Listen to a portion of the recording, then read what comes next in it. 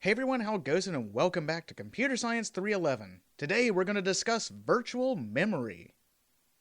In a previous lecture, we discussed various memory management strategies used in computer systems. All of these strategies have one common goal: to keep many processes in memory simultaneously to allow for multi-programming. However, they tend to require that an entire process be in memory before it can execute. Virtual memory is a technique that allows the execution of processes that are not completely in memory. The memory management algorithms outlined in a previous lecture are necessary because of one basic requirement. The instruction being executed must be in physical memory. The requirement that instructions must be in physical memory to be executed seems both necessary and reasonable. But it's also unfortunate since it limits the size of a program to the size of physical memory. In fact, an examination of real programs show us that in many cases the entire program is not needed. Let's consider the following instance. Programs often have code to handle unusual error conditions. Since these errors seldom, if ever, happen, this code is almost never executed. Arrays, lists, and tables are often allocated more memory than is actually needed. An array may be declared size 100 by 100 elements, even though it is seldom larger than 10 by 10. And certain options and features of a program may be used rarely. In many of these cases, the entire program is not needed to be in memory at the same time. The ability to execute a program that is only partially in memory would confer many benefits. Like, for instance, a program would no longer be constrained by the amount of physical memory that is available. Users would be able to write programs for an extremely large virtual address space, simplifying the programming task. In addition, because each program could take less physical memory, more programs could be run at the same time. This corresponds to an increased CPU utilization and throughput, but with no increased response time or turnaround. And finally, less input-output would be needed to load or swap portions of a program into memory, so each program would ultimately run faster. Virtual memory involves the separation of logical memory as perceived by developers from the physical memory. This separation allows an extremely large virtual memory to be provided for programmers when only a smaller physical memory is available. We can see this illustrated here. Virtual memory makes the task of programming much easier because the programmer no longer needs to worry about the amount of physical memory available. They can concentrate instead on programming the problem that is to be solved. The virtual address space of a process refers to the logic or virtual view of how a process is stored in memory. Typically, this view is that a process begins at a certain logical address, let's say address 0, and it exists in a contiguous memory, as we could see here.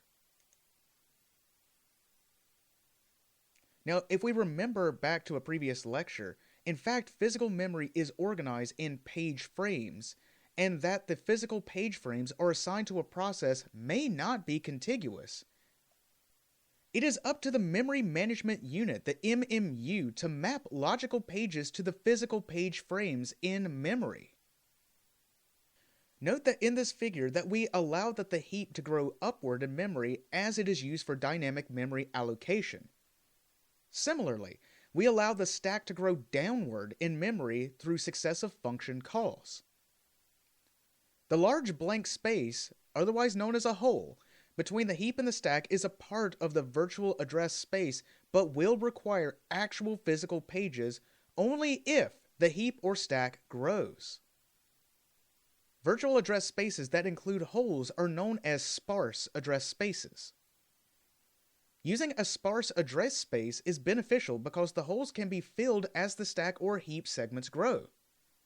Or, if we wish to dynamically link libraries during the program's execution. In addition to separating logical memory from physical memory, virtual memory allows files and memory to be shared by two or more processes through page sharing. This leads to the following benefits. First of all, system libraries, such as the standard C library, can be shared by several processes through mapping of the shared object in a virtual address space. Although each process considers the library to be part of its virtual address space, the actual pages where the libraries reside in physical memory are all shared by the same process. We can see this illustrated here. Typically, a library is mapped read-only into the space of each process that it is linked to. Now, similarly, processes can share memory. If we remember back to some previous lectures, two or more processes can communicate through the use of shared memory. Virtual memory allows one process to create a region of memory that it can share with another process. Processes sharing this region consider it a part of their own virtual address space. Yet, the actual physical pages of memory are shared, much like here. Finally, pages can be shared during the process creation with the fork system call, thus speeding up process creation. We're going to explore many of the benefits of virtual memory, but first we need to discuss implementing virtual memory through what's called demand paging. Consider how an executable program might be loaded from secondary storage into memory. One option is to load the entire program in physical memory at program execution time. However, the problem with that is we may not initially need the entire program in memory. Suppose a program starts with a list of available options from which the user is to select. Loading the entire program into memory results in loading the execution code for all options, regardless of whether or not an option is ultimately selected. An alternative strategy is to load pages only when they are needed, and this is referred to as demand paging. Demand paging is commonly used in virtual memory systems. With demand paging, virtual memory pages are loaded only when they are demanded during program execution. Pages that are never accessed are thus never loaded into physical memory. A demand paging system is similar to a paging system with swapping, where processes reside in secondary memory. Demand paging explains one of the primary benefits of virtual memory. By loading only the portions of programs that are needed, memory is used much more efficiently. The general concept behind demand paging, as mentioned, is to load a page in memory only when it is needed. As a result, while a process is executing, some pages will be in memory and some will be in secondary store. Thus, we need some form of hardware support to distinguish between the two. The valid-invalid bit scheme described previously can be used for this purpose. In this case, when the bit is set to valid, the associated page is both legal and is in memory. If the bit is set to invalid, the page is either not valid or is valid but is currently in secondary store. The page table entry for a page that is brought into memory is set as usual, but the page table entry for a page that is not currently in memory is simply marked as invalid. We can see this situation depicted right here. Notice that the marking a page invalid will have no effects if the processor never attempts to access that page. And we can further this concept by seeing it right here. As we can see, what's currently loaded inside of our physical memory are pages A, C, and F, and their corresponding bits are assigned to valid. However, B, D, E, G, and H are not loaded into our physical memory but is in our backing store. Notice that each of their corresponding indices have the valid-invalid bit set to invalid. They have not been loaded into physical memory. But now, what happens if a process tries to access a page that was not brought into memory? Access to a page marked invalid causes what's called a page fault. Page faults become very important throughout the rest of this lecture. The paging hardware, in translating the address through the page table, will notice that the invalid bit is set, causing a trap to the operating system. This trap is the result of the operating system's failure to bring the desired page into memory. The procedure for handling a page fault is fairly straightforward. We can see this diagrammed here. Now, following this step by step, step number 1, we checked an internal table, usually kept with the process control block, for this process to determine whether the reference was a valid or invalid memory access. Now let's suppose, if the reference was invalid, we terminate the process. If it was valid, but we have not yet brought the page into memory, we now have to page it in. Now, after step number 2, the operating system is going to figure out how to handle that trap scenario. Now, if it was valid but was not brought in the page, then we move to step number 3, where we try to find a free frame. From there, step number 4, we then schedule a secondary storage operation to read the desired page into the newly allocated frame. Step number 5, then, when the storage read is complete, we modify the internal table kept with the process and the page table to indicate that the page is now inside of memory. Then, step number 6, we restart the instruction that was interrupted by the trap. The process can now access the page as though it had always been in memory. In the extreme case, we can start executing a process with no pages in memory. When the operating system sets the instruction pointer to the first instruction in the process, which is on a non-memory resident page, the process immediately faults for the page. After this page is brought into memory, the process continues to execute, faulting as necessary until every page that it needs is in memory. At that point, it can execute with no more faults, and this scheme is called pure demand paging. Pure demand paging means never bring a page into memory until it is required. The hardware to support demand paging is the same as the hardware for paging and swapping. We first need a page table. This table has the ability to mark an entry invalid through a valid-invalid bit or special value protection bits. And also we need secondary memory. This memory holds those pages that are not present in main memory. The secondary memory is usually a high-speed disk. It is usually known as the swap device, and the section of storage used for this purpose is known as the swap space.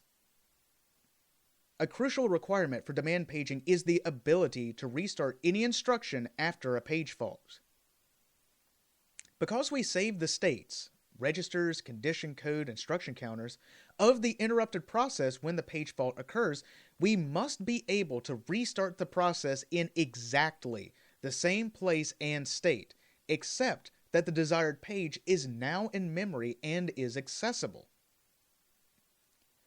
If the page fault occurs on the instruction fetch, we can restart it by fetching that same instruction. But if a page fault occurs while we are fetching an operand, we must fetch and decode the instruction again and then fetch the operand. When a page fault occurs, the operating system must bring the desired page from secondary storage into the main memory. To resolve page faults, most operating systems maintain a free frame list, a pool of free frames for satisfying such requests. An operating system typically allocates free frames using a technique called zero fill on demand. Zero fill on demand frames are zeroed out before being allocated, thus erasing their previous contents. When a system starts up, all available memory is placed on the free frame list. As free frames are requested, the size of the free frame list shrinks. And at some point, the list either falls to 0 or falls below a certain threshold, at which point it must be repopulated. Demand paging can significantly affect the performance of a computer system. To see why, let's compute the effective access time for a demand paging memory. Assume that the memory access time denoted by MA is 10 nanoseconds. As long as we have no page faults, the effective access time is equal to the memory access time. If, however, a page fault occurs, we must first read the relevant page from secondary storage and then access the desired word. Now let P be the probability of a page that ranges from 0 to 1 both inclusive. We would expect P to be close to 0. That is, we would expect to have only a few page faults. The effective access time can then be stated as being equal to 1 minus this probability times the memory access time plus the probability times the page fault time. Let's take a look at a worst case scenario when it comes to page faults and the effective access time. A page fault causes the following sequence to occur. First, trap to the operating system. Second, save the registers and process state. Third, determine that the interrupt was a page fault. 4. Check the page reference was legal and determine the location of the page in secondary store. 5. We have to issue a read from the store to the free frame, which involves first, wait in a queue until the read request is serviced. Next, wait for the device seek and or the latency time, and finally begin the transfer of the page to the free frame. Now after we've done that, while waiting to allocate the CPU core to some other processes, we then receive an interrupt from the secondary store I/O subsystem that the I/O has completed. Next 8. We then save the registers and the process state for the other process if step 6 was executed. Step 9. Determine that the interrupt was from the secondary store device. Step 10. Correct the page table and other tables to show that the desired page is now inside of memory. 11. Wait for the CPU core to be allocated to this process again. And finally, step 12. Restore the registers, process state, and new page table, then resume the interrupted instruction. Even though that is a worst case, in any case, there are 3 major task components of a page fault service. First, we have to service the page fault interrupt. Then we have to read the page, and finally we have to restart the process. Now once again, bringing this into frame, we can calculate the effective access time using the following. Now let's apply this with an example. With an average page fault service time of 8 milliseconds and memory access time of 200 nanoseconds, we can calculate the effective access time in nanoseconds as being the following. Now we see that the effective access time is directly proportional to the page fault rate. If one access out of 1,000 causes a page fault, the effective access time is now 8.2 microseconds. The computer will be slowed down by a factor of 40 because of demand paging. If we want performance degradation to be less than 10%, we need to keep the probability of page faults as the following level. Now that is, to keep the slowdown due to paging at a reasonable level, we can allow fewer than 1 memory access out of 399,990 to page fault. In summation, it is important to keep that the page fault rate low in demand paging systems. Otherwise, the effective access time increases, which slows down the process execution dramatically. An additional aspect of demand paging is handling and overall use of swap space. Input-output to swap space is generally faster than it is to the file system. It is faster because swap space is allocated in much larger blocks, and file lookups and indirect allocation methods are not used. One option for systems to gain better paging throughput is by copying an entire file image into the swap space at process startup and then performing demand paging from that swap space. The obvious disadvantage of this approach is copying the file system image at program start. A second option, and one practiced by several operating systems including Linux and Windows, is to demand paging from the file system initially, but to write the pages to swap space as they are replaced. This approach will ensure that only needed pages are read from the file system, but that all subsequent paging is done from the swap space. Some systems attempt to limit the amount of swap space used through demand paging of a binary executable file. Demand paging for such files are brought directly from the file system. However, when page replacement is called for, these frames can be simply overwritten. However, when page replacement is called for, these frames can be simply overwritten and the pages can be read in from the file system again if needed. Using this approach, the file system itself serves as backing store. However, swap space must still be used for pages not associated with a file.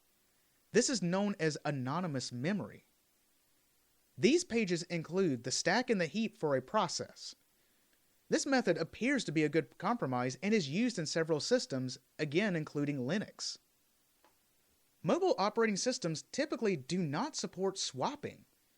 Instead, these systems demand page from the file system and reclaim read-only pages, such as code, from applications if the memory becomes constrained.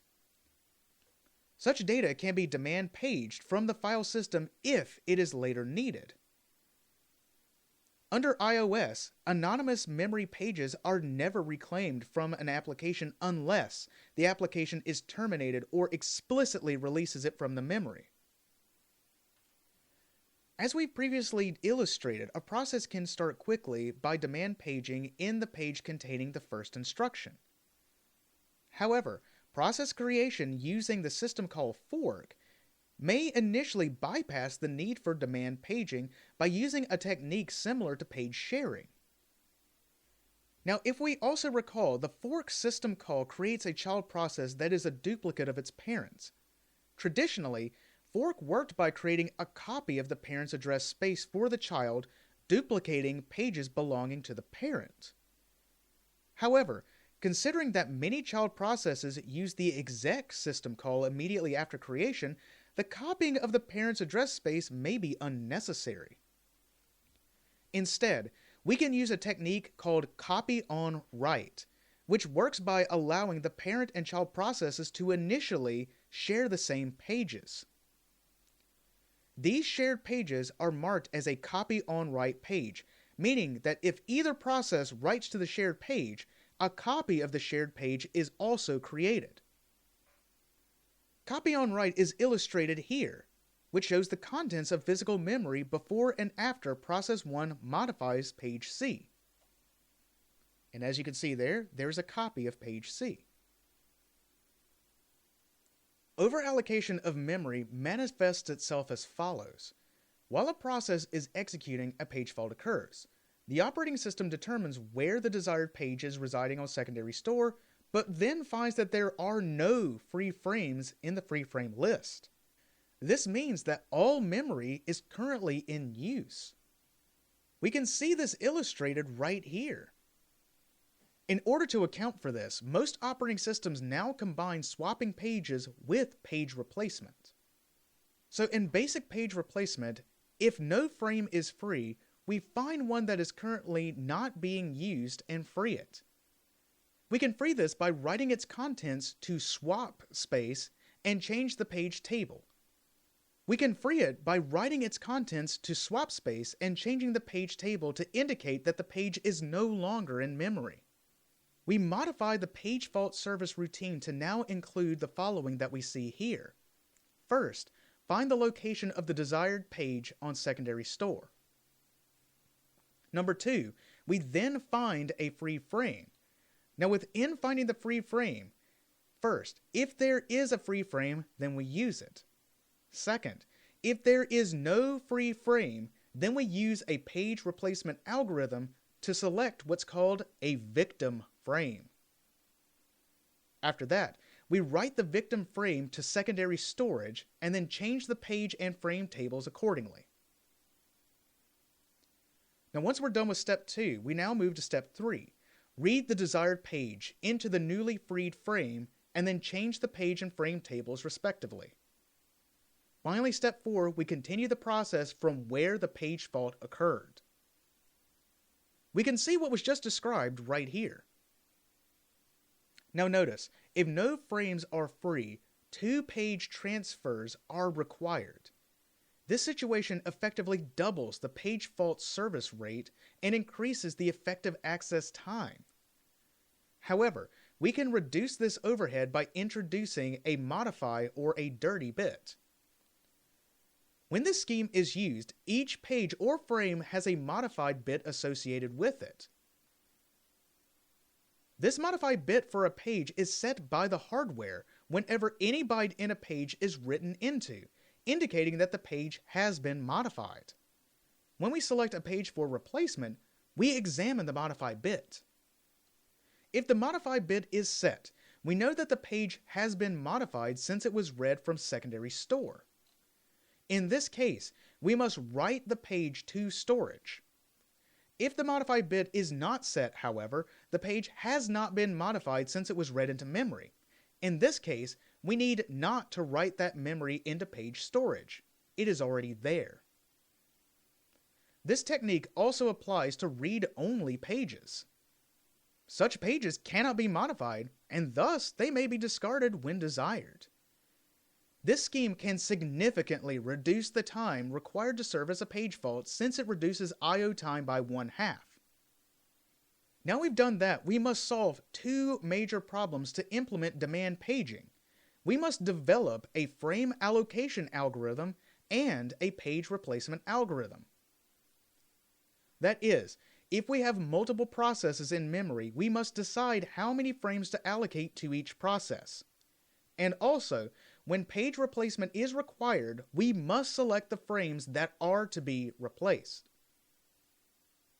Now, when we are evaluating these algorithms, we run it on what's called a particular string of memory references and computing the number of page faults.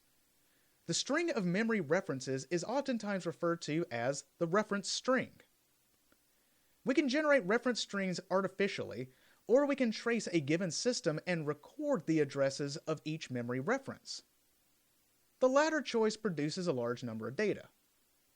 In the following examples, we are going to be using the reference string that we see below. Now, the simplest page replacement algorithm is first in, first out. A first in, first out replacement algorithm associates with each page the time when that page was brought into memory. When a page must be replaced, the oldest page is chosen. In order to implement this, we can create a FIFO queue to hold all pages in memory. We replace the page at the head of the queue. When a page is brought into memory, we insert it at the tail of the queue. Let's take a look at our example. So in this example, we're given the following reference string, and we assume that 3 frames or 3 pages can be in memory at time per process, which we see here. Now the first 3 references, 7, 0, and 1, cause page faults and are brought into these empty frames.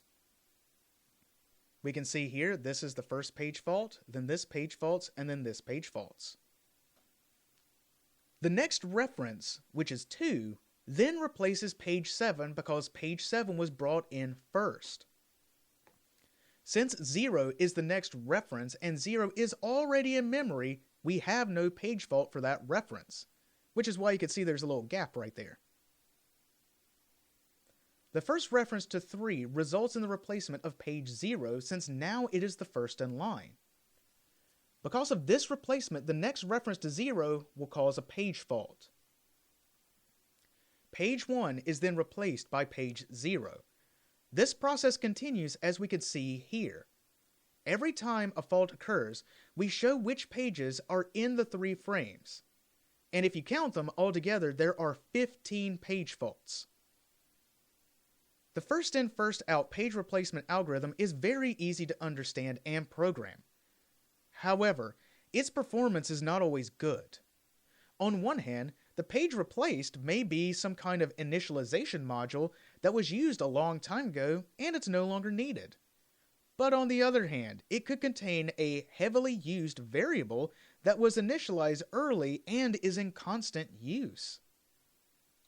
In order to illustrate the problems that are possible with a FIFO page replacement algorithm, let's consider the following reference string. Now we can see this plotted as this figure. This shows the curve of page faults for this reference string versus the number of available frames. Notice that the number of faults for 4 frames, which is 10, is greater than the number of faults for 3 frames, which is 9. This is an unexpected result that is known as the Belated anomaly. For some page replacement algorithms, the page fault rate may increase as the number of allocated frames also increase. This is very counterintuitive. We would expect that giving more memory to a process would improve its performance, but in some early research, investigators noticed that this assumption was not always true. One result of the discovery of the Belated anomaly was the search for an optimal page replacement algorithm. That is, the algorithm that has the lowest page fault rate of all algorithms and will never suffer from the Belated anomaly. Such an algorithm does exist, and it's been called opt or min. Now simply, its philosophy is replace the page that will not be used for the longest period of time. This algorithm requires us to look forward. Use of this page replacement algorithm guarantees the lowest possible page fault rate for a fixed number of frames. So for our example, on our sample reference string that we've been using, the optimal page replacement algorithm would yield only 9 page faults, as we can see right here. The first 3 references cause page faults because they have to fill the empty frames. The reference to page 2 replaces page 7 because page 7 will not be used until reference number 18. In other words, way over here. This is why we replace this one, because this isn't used for a very long time. Now this is different from page 0, which will be used at 5. So 0 is being used sooner.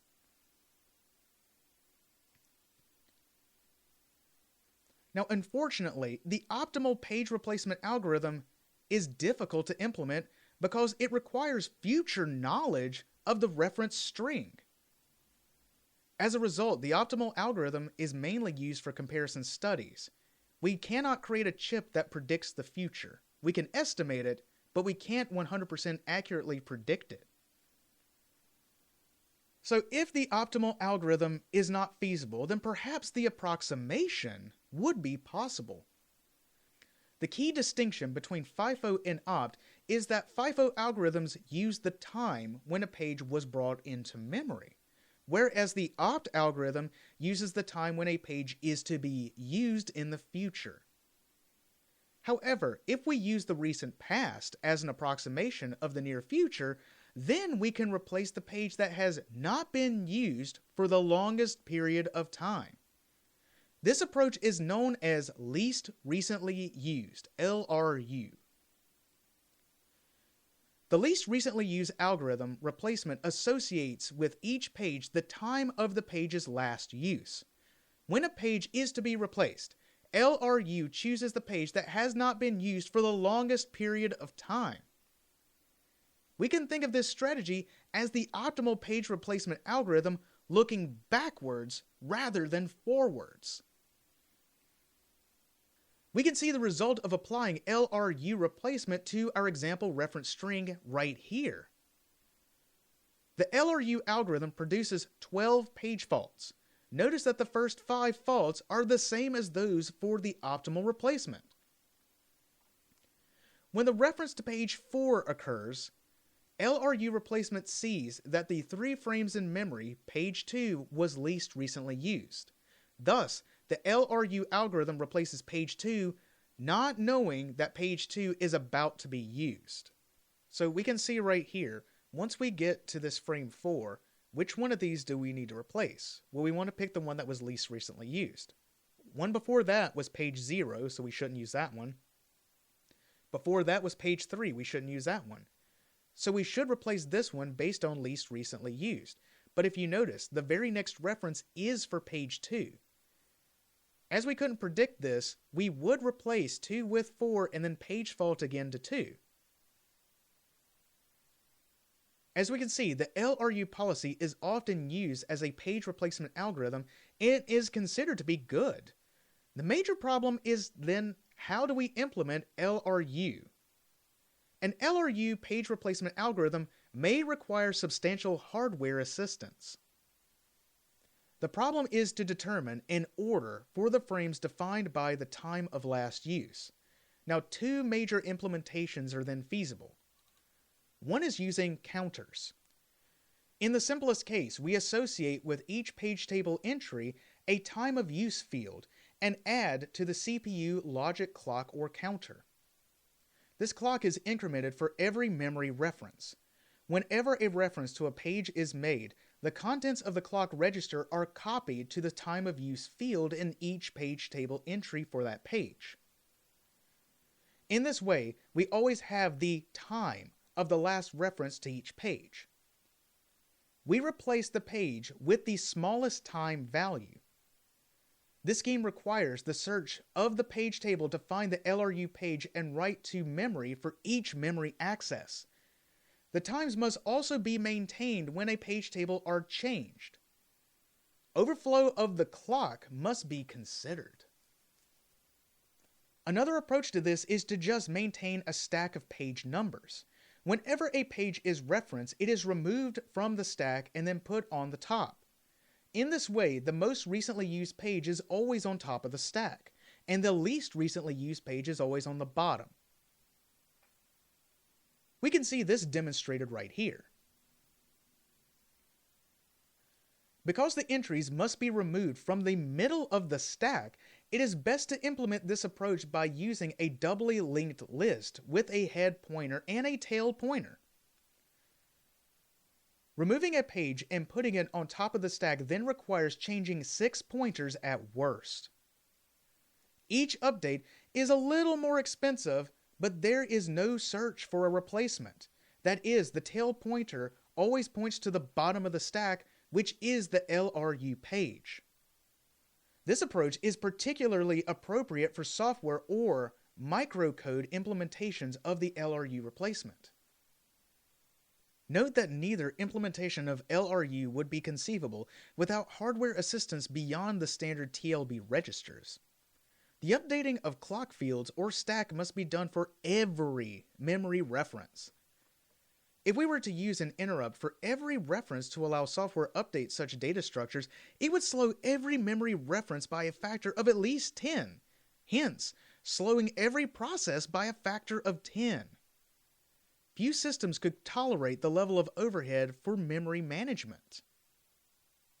So this means not many computer systems provide sufficient hardware support for true LRU page replacement. In fact, some systems provide no hardware support, and other page replacement algorithms such as FIFO must be used.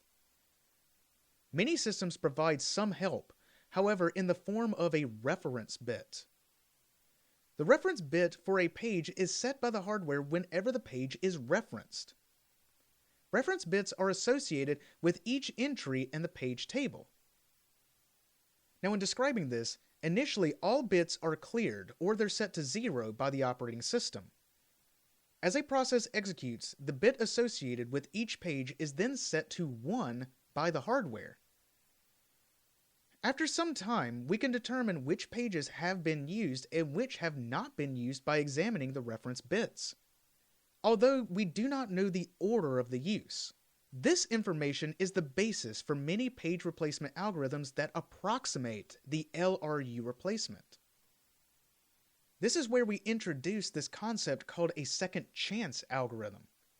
The basic algorithm of second chance replacement is a first in, first out replacement algorithm.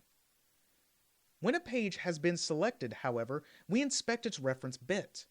If the value is 0, we proceed to replace this page, but if the reference bit is set to 1, we give the page a second chance and move on to select the next FIFO page. When a page gets a second chance, its reference bit is cleared, and its arrival time is then reset to the current time. Thus, A page is given a second chance will not be replaced until all other pages have been replaced. In addition, if the page is used often enough to keep the reference bit set, it will never be replaced. Now, one way that we can implement the second chance algorithm is via a circular queue, and this is sometimes referred to as the clock algorithm. Now, a pointer indicates which page is to be replaced next. When a frame is needed, the pointer advances until it finds a page with a reference bit of 0. As it advances, it clears the reference bits. We can see this demonstrated right here. Once a victim page is found, the page is replaced, and a new page is inserted into the circular queue in that position. Now we notice that in the worst case, when all bits are set, the pointer cycles through the entire queue, giving each page a second chance. It clears all reference bits before selecting the next page for replacement. Second chance replacement degenerates to FIFO algorithms if all the bits are set. Now we can enhance the second chance algorithm by considering the reference bit and the modify bit previously described. Let's view these as an ordered pair. With these two bits, we have the following 4 possibilities. First, 0, 0. Neither were recently used or modified, so the best page to replace. 0, 1. Not recently used, but modified. Not quite as good because the page will need to be written out before it is replaced. 1, 0. This was recently used, but clean, which means it probably will be used again. And finally, 1, 1. This means it was recently used and it was modified. This means it will probably be used again soon, and the page will be needed to be written out to secondary storage before it can be replaced. Now each page is in one of these 4 classes. When a page replacement is called for, we use the same scheme as the clock algorithm, but instead of examining whether the page to which we are pointing to has a reference bit set to 1, we examine the class to which the page belongs. We replace the first page encountered in the lowest non-empty class. Notice that we may have to scan the circular queue several times before we find the page to be replaced. The major difference between this algorithm and a simpler clock algorithm is that here we give preference to those pages that have been modified in order to reduce the number of I/O required. So in addition to this, there are other algorithms that can be used for page replacement. For example, we can potentially count certain elements about the pages. For example, we can keep a counter of a number of references that have been made to each page, and then we can develop the following 2 algorithms: least frequently used and most frequently used. The least frequently used page replacement algorithm requires that a page with the smallest count be replaced. Now the reasoning behind this is that an active page will be used should have a large reference count. The problem arises, however, when a page is used heavily during an initial phase, but is then really never used again. Since it was used heavily, it has a large count and remains in memory even though it is no longer needed. Now, one solution is to shift the count to the right by 1 at regular intervals, forming an exponentially decaying average usage count.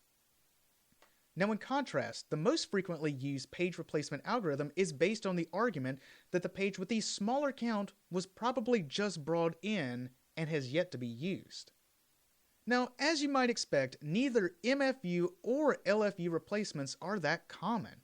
The implementation of these algorithms is expensive, and they do not approximate the opt algorithm very well. Now, there's also other procedures that are often used in addition to a specific page replacement algorithm. So, for example, systems commonly keep a pool of free frames. When a page fault occurs, a victim frame is chosen as before. However, the desired page is read into a free frame from the pool before the victim is written out. This procedure allows the process to restart as soon as possible, without waiting for the victim page to be written out. When the victim is later written out, its frame is added to a free frame pool. Now, an expansion of this idea is to maintain a list of modified pages. Whenever the paging device is idle, a modified page is selected and is written to secondary store. Its modified bit is then reset.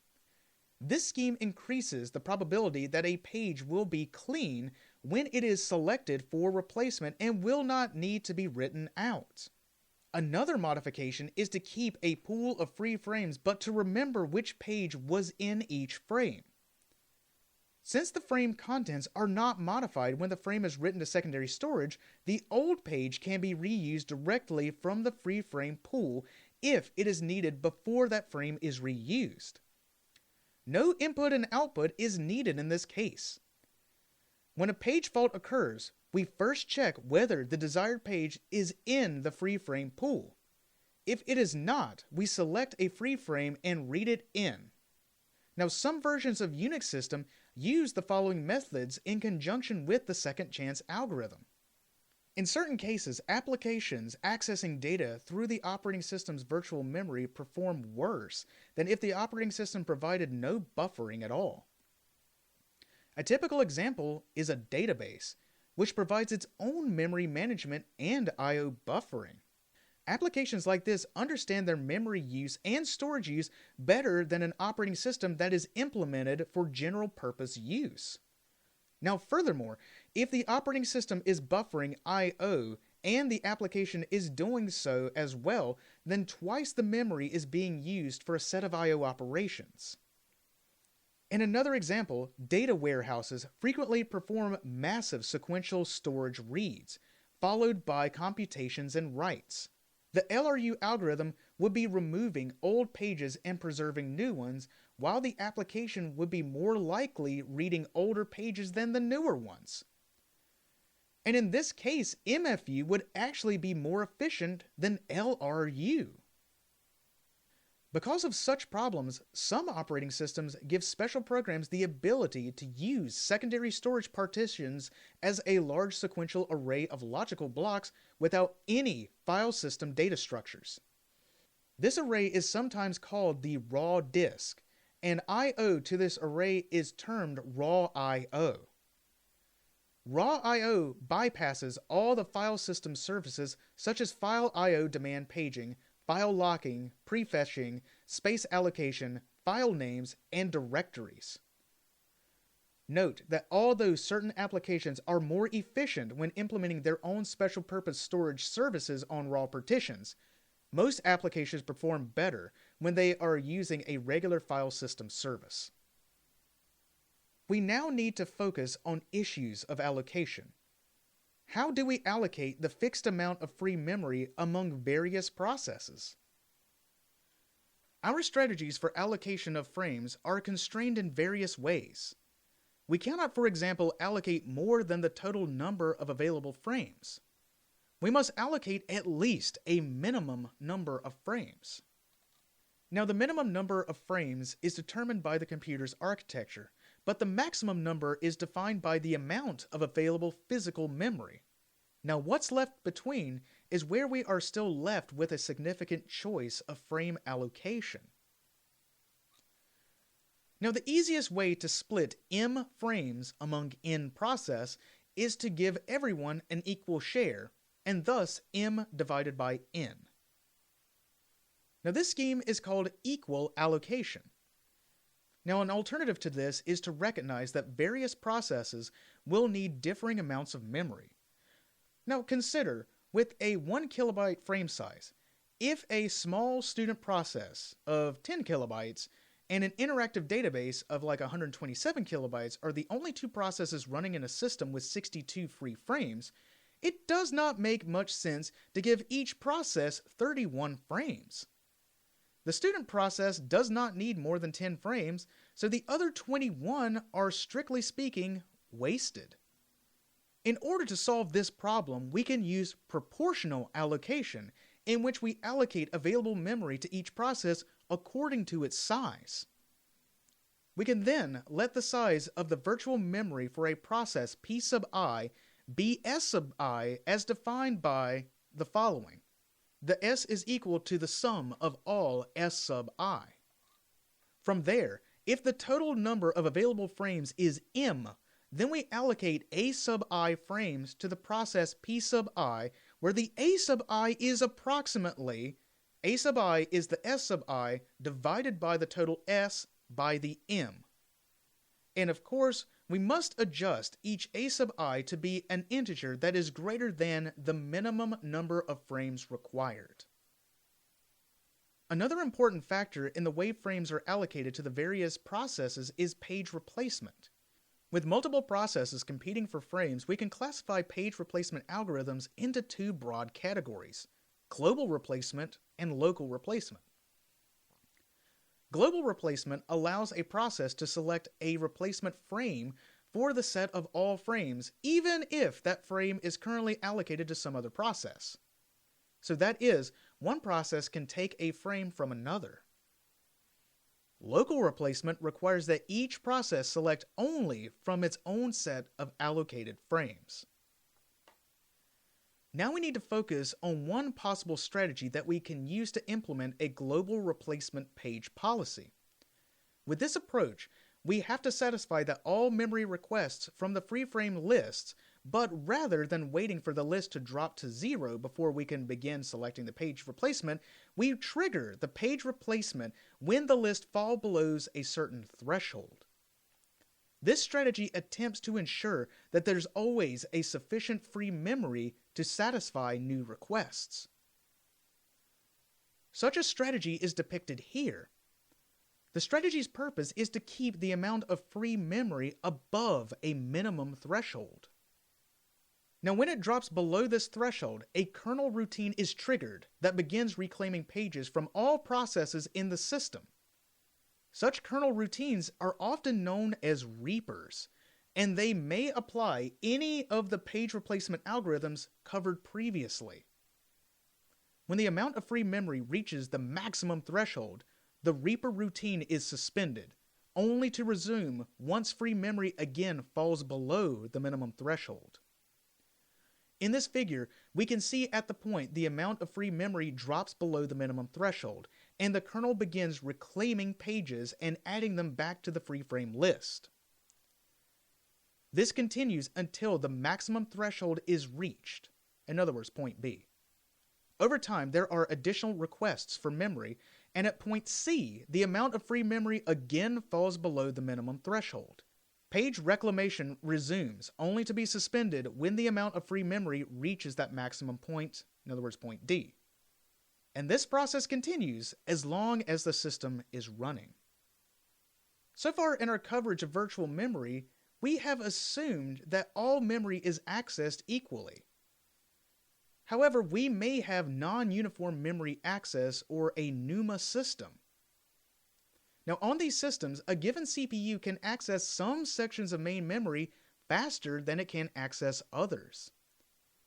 These performance differences are caused by how the CPU and the memory are interconnected in the system. Such a system is made up of multiple CPUs, each with its own local memory, as we could see here. The CPUs are organized using a shared system interconnect, and as you might expect, a CPU can access its local memory faster than the memory local to another CPU.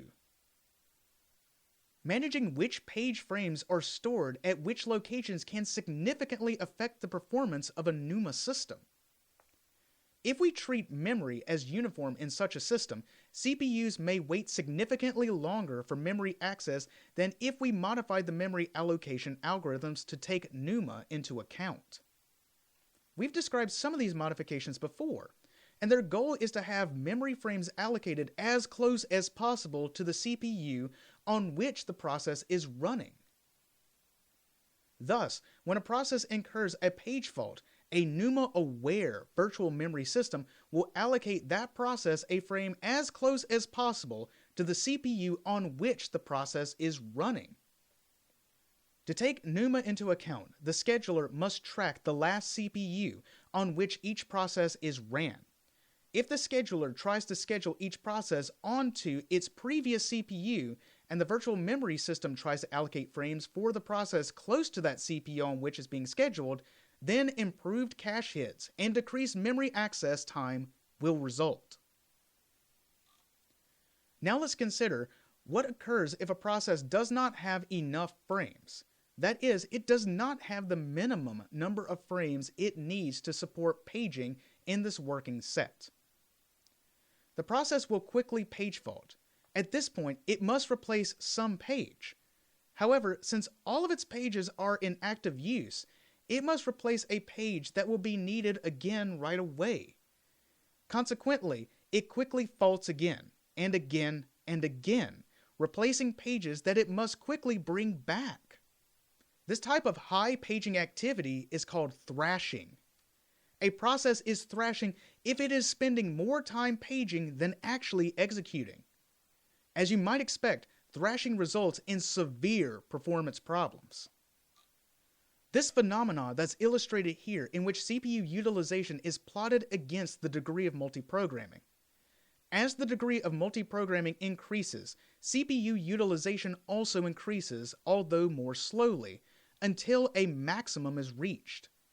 If the degree of multiprogramming is increased further, thrashing sets in, and CPU utilization drops sharply. At this point, to increase CPU utilization and stop thrashing, we must decrease the degree of multiprogramming. We can limit the effects of thrashing by using a local replacement algorithm or a priority replacement algorithm. To prevent thrashing, we must provide a process with as many frames as it needs. But how do we know how many frames it needs? One strategy starts by looking at how many frames a process is actually using. This approach defines the locality model of a process execution. The locality model states that as a process executes, it moves from locality to locality. A locality is a set of pages that are actively used together. A running program is generally composed of several different localities which may overlap. For example, when a function is called, it defines a new locality. In this locality, memory references are made to the instructions of the function call, its local variables, and a subset of the global variables. When we exit the function, the process leaves this locality since the local variables and instructions of the function are no longer in active use. However, we may return to this locality later. We see that localities are defined by the program structure and its data structures. The locality model states that all programs will exhibit this basic memory reference structure. In this chapter, we've looked at the idea of virtual memory. From there, we discussed ways that we can implement virtual memory using concepts like paging. And then from there, we brought up issues associated with paging. Now, with all that being said, I'll see you next time.